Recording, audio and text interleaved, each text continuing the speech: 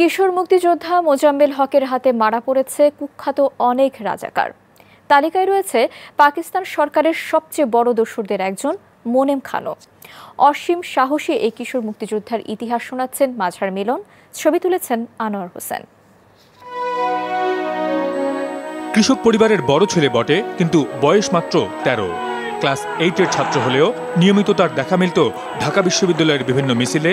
7ই March বঙ্গবন্ধুর ভাষণ শুনে কিশোর প্রাণ উদ্বেল হয়ে ওঠে দেশ আর দেশের মানুষের জন্য।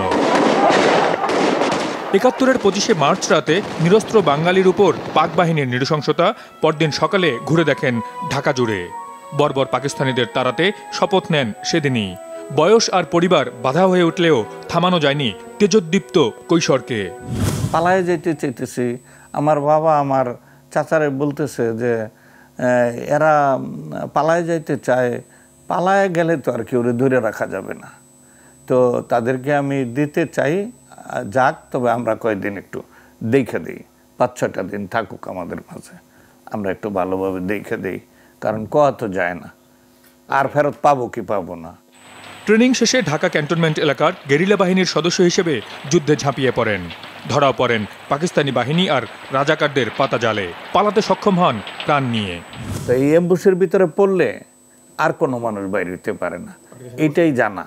কিন্তু আমরা 13 জনের গেরিলা গ্রুপের 13 জনই অক্ষতভাবে বাইরে হয়ে গেছে, এটা অলৌকিকভাবে বাইরেছে। অল্প বয়সের কারণে সম্মুখ যুদ্ধে পাঠাতে চাননি কমান্ডার, কিন্তু পেছনে বসে যুদ্ধ দেখার পাত্র নন তিনি। আমি অস্ত্র সাপ্লাই দিব, অন্য যুদ্ধ করবে, আমি করতে পারবো না, তো এইটাই আমার সবচেয়ে অস্বস্তি। মোনায়েম খাঁ অত্যাচারী এক নায়ক আইয়ুব খানের ঘনিষ্ঠ সহচর। পাকিস্তানিদের হয়ে বাঙালি জনসাধারণকে 7 বছর শোষণ নির্যাতন করে মুক্তিযুদ্ধ চলাকালীন নাম লেখায় সবচেয়ে বড় রাজাকারদের খাতায়। বনানীর সুরক্ষিত দুর্গের মতো বাসায় সার্বক্ষণিক মিলিটারি পাহারায় থেকে ফন্দি আটে বাঙালি নিধনের।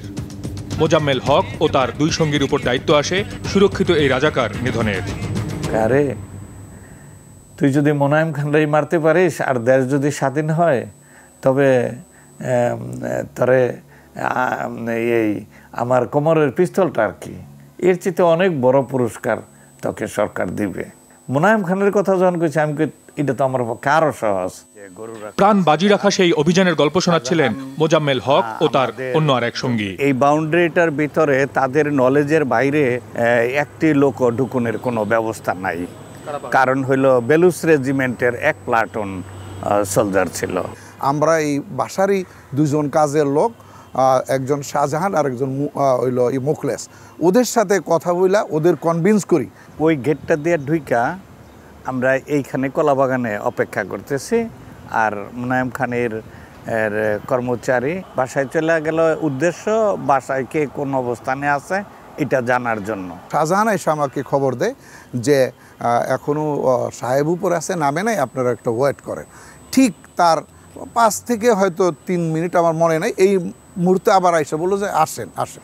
ড্রয়িং রুমের মধ্যে গিয়েই দরজায় যখন একটা লাথি মারছি, পরে দেখলাম কি যে দরজাটাও খুলে পড়ছে, খুলে গেছে। পরেই এই যে ইন্ডিয়ান স্ট্যান্ড এসএমজি দিয়ে দেখলাম কি যে এই পশ্চিম দিকেই মুখ করে তারা 3 জন একটা সোফার মধ্যেই বসা, মোনায়েম খান মাঝখানে বসা, এক পাশে শিক্ষামন্ত্রী আমজাদ হোসেন, আরেক পাশে হইল মেয়ের জামাই জাহাঙ্গীর মোহাম্মদ আদিল। তো দেখাই ওরা মাথা সোজা করার সাথে সাথেই, মানে মনে হয় সোজা করতেও পারে নাই, তার আগেই আমরা টিগার চাপ দিছি। গুলি করার পর সাথে সাথে উনি উপর হয়ে পড়ে গেল, এবং মোজাম্মেলের কথা ছিল যে হ্যান্ড গ্রেনেড চার্জ করবে। বা তখন আমি যখন ব্যাক করি এবং মোজাম্মেল হ্যান্ড গ্রেনেড চার্জ করে, যে হ্যান্ড গ্রেনেড বাস্ট হয় নাই। সমস্ত বাড়িঘর চিৎকার শুরু হয়েছে, আর এদিকে দেখলাম কি মুহূর্তের মধ্যেই অনবরত গুলি। তখন আমি এইখান দিয়ে সোজা দৌড়াইয়া, একেবারে সোজা এই দিকে দৌড়াইয়া একদম লেকের কিনারে গেছি, একদম গুলশান স্কুলটা যেই পার্কের ভিতরে, সেই পার্কে গিয়ে আমি একটু রেস্ট লইলাম। নারায়ণগঞ্জের কুখ্যাত কাজীম আলী সহ বেশ কয়েকজন রাজাকারকে হত্যা করেন এই বীর কিশোর যোদ্ধা। অংশ নেন ঝুঁকিপূর্ণ আরো সব দুর্ধর্ষ অভিযানে। পরাধীনতার অন্ধকার পেরিয়ে স্বাধীনতার সূর্য উদয়ের পেছনে বাংলার এমন অসংখ্য বীরত্বের গাথা রয়ে গেছে জানা অজানায়। যে স্বপ্নে বিভোর হয়ে নিজেদের প্রাণের মায়া ত্যাগ করেছিলেন তারা, যে স্বপ্নে ঝরে গেছে ৩০ লক্ষ প্রাণ আর ২ লাখ মা বোনের সম্ভ্রম, তার বাস্তবায়ন করার দায়িত্ব নতুন প্রজন্মের কাছে সমর্পণ করছেন চিরতারুণ্যের এই মহান বীরেরা। বর্তমান প্রজন্ম আমার মনে হয় আরো এগিয়ে গেছে। মাঝহার মিলন, মাছরাঙ্গা সংবাদ, ঢাকা।